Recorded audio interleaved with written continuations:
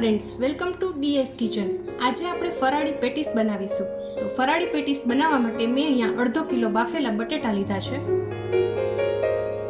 એમાંથી આપણે 5 નંગ બટેટાનું અંદરનું સ્ટફિંગ બનાવીશું.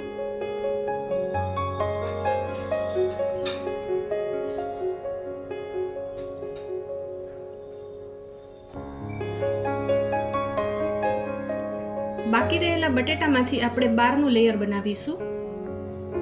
તો પેટીસનું સ્ટફિંગ બનાવવા માટે આપણે 5 નંગ બટેટાને મેશ કરી લઈશું.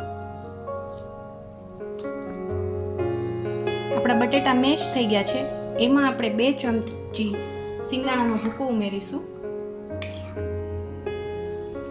1 ચમચી ખમણેલું ટોપરું ઉમેરીશું. કાજુના ટુકડા ઉમેરીશું. થોડી કિસમિસ ઉમેરીશું. સ્વાદ પ્રમાણે મીઠું ઉમેરીશું. 1 ચમચી ગરમ મસાલો ઉમેરીશું. 2 ચમચી લાલ મરચું પાવડર ઉમેરીશું.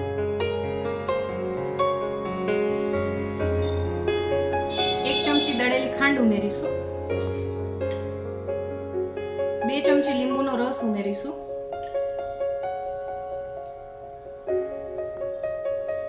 કોથમીર ઉમેરીશું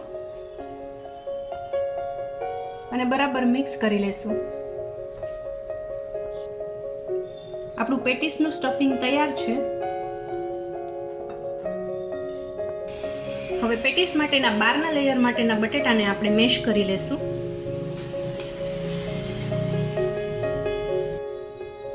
એમાં આપણે અડધી ચમચી મીઠું ઉમેરીશું. 3 ચમચી તપકીર ઉમેરીશું.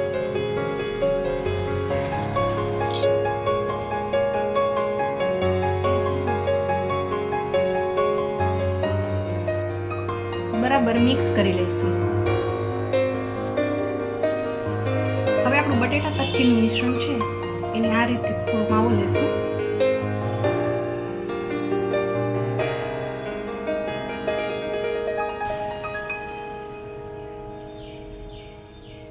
એની આપણે પતલી થેપલી વાળી લેશું.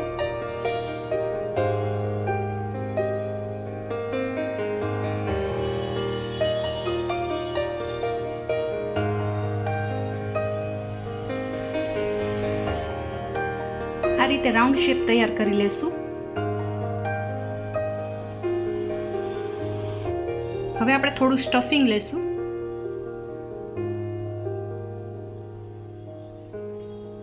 એનો એક નાનો બોલ તૈયાર કરી લેશું.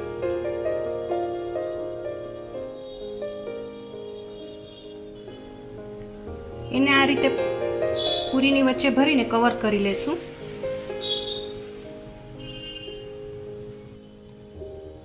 અને બરાબર રાઉન્ડ શેપ આપી દેશું.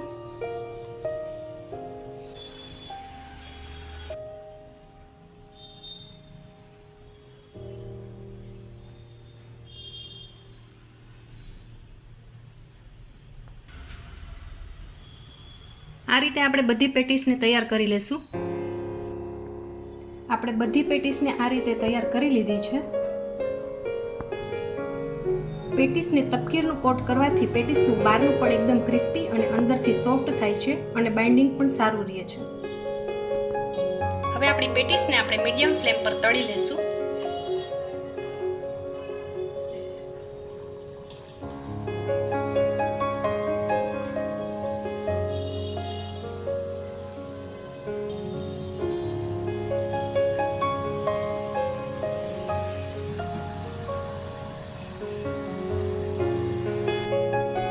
તો તૈયાર છે આપણી ફરાળી પેટીસ. તમને મારી આજની રેસીપી કેવી લાગી એ કમેન્ટ કરીને જણાવજો. મારો વિડીયો ગમ્યો હોય તો લાઈક કરજો, શેર કરજો અને મારી યુટ્યુબ ચેનલને સબસ્ક્રાઈબ કરજો. Thank you.